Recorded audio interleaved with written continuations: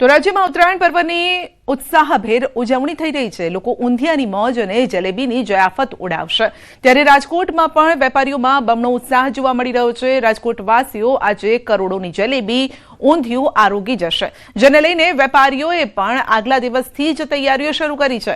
તો હાલ તો દુકાનો પર ઊંધિયાને લઈને ગ્રાહકોનો ધસારો છે। આ સાથે ચટાકેદાર સ્વાદથી ભરપૂર ઊંધિયું પર્વની ઉજવણી બમણી કરી દેતું હોય છે।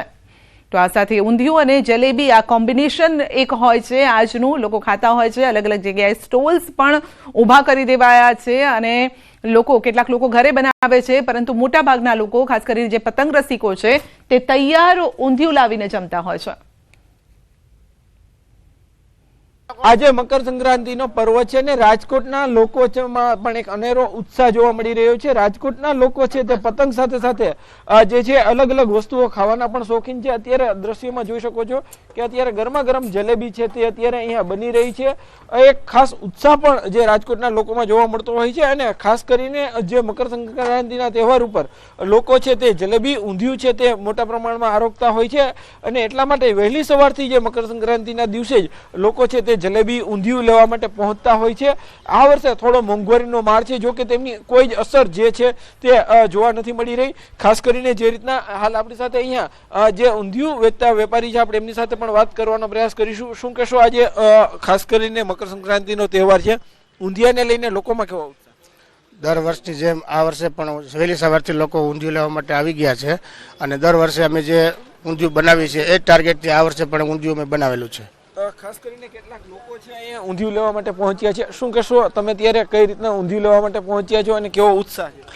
ઉત્સાહ તો દર વર્ષ કરતા આ વખતે પણ વધારે છે। અમારે પૂરું ફેમિલી અમે દર વર્ષે ઉજવી છે। અમારે અમારી બાજુમાં પ્લોટ છે, એમાં અમે બધા ઉજવી છીએ। ખાસ કરીને જે રીતના જે છે રાજકોટમાં જે ઊંધિયું છે આજે તે બહુ મોટા પ્રમાણમાં જે રાજકોટવાસીઓ આરોગશે। આજે બપોરે એમ કહેવાય છે કે કોઈના ઘરમાં રસોઈ નથી બનતી હોતી, મોટાભાગના લોકો છે તે બપોરના સમયે જે છે તે બહારથી જે ઊંધિયું મગાવી અને પોતાના ઘરે આરોગતા હોય છે। ત્યારે અત્યારે જે રાજકોટવાસીઓ છે તેમની જે મકર સંક્રાંતિની શરૂઆત છે તે જે ઊંધિયું અને જલેબીની જે ખરીદી સાથે આરોગ્ય જે તેમની શરૂઆત થતી હોય છે।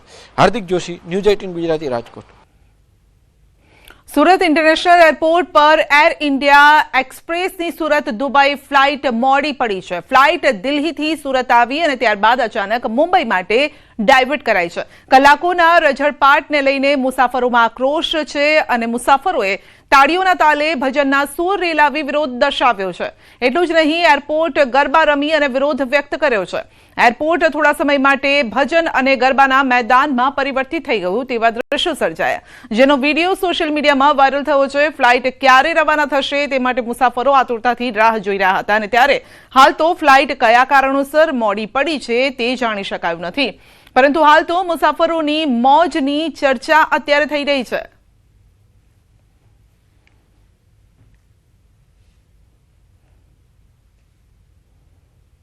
તો અમદાવાદ એરપોર્ટ પર કસ્ટમની મોટી કાર્યવાહી, 2 મુસાફરો પાસેથી વિદેશી કરન્સી મળી આવી છે। બેંકોક જઈ રહેલા મુસાફરો પાસેથી વિદેશી કરન્સી મળી છે। ભારતીય ચલણ પ્રમાણે 42 લાખ કબજે કરવામાં આવ્યા છે। 24 કલાકમાં 80 લાખ કબજે કરવામાં આવ્યા છે। ગોલ્ડ અને ગાંજા માટે એડવાન્સ પેમેન્ટ થતું હોવાની શંકા છે। કસ્ટમ દ્વારા વધુ કાર્યવાહી શરૂ કરવામાં આવી છે। વધુ અપડેટ મેળવીશું સંવાદદાતા નવીન પાસેથી। જી નવીન, વિદેશી કરન્સી મળવાનો આ મામલો છે, શું છે તથ્ય?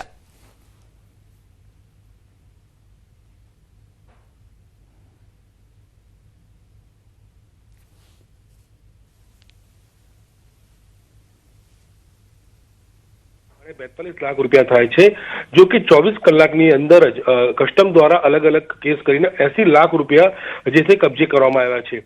મળતી માહિતી પ્રમાણે બેંકોકમાં સામાન્ય રીતે આ પ્રકારે પેમેન્ટ જે છે તે એડવાન્સ પેટે મોકલવામાં આવતું હોય છે, જેમાં ખાસ કરીને ગાંજા, ગોલ્ડ જે ત્યાંથી આવતું હોય છે અને જે પકડાતું હોય છે, કસ્ટમ જે પકડતું હોય છે તેનું એડવાન્સ પેમેન્ટ હોવાની પૂરેપૂરી શંકા છે, જેના આધારે આ ગેંગ જે આખી રેકેટ છે કઈ રીતે ચાલે છે અને આ લોકો પાછળ કોણ છે તે તમામ દિશામાં તપાસ હાથ ધરવામાં આવી છે। પરંતુ એક મોટી કાર્યવાહી કહી શકાય કસ્ટમની કે જે 24 કલાકની અંદર, એટલે કે માની લો કે ₹80 લાખ વિદેશી કરન્સી, એટલે આટલી મોટી માત્રામાં ભારતથી ત્યાં જઈ રહ્યું હતું અને તે કબજે કરવામાં આવ્યું છે। સંધ્યા જી।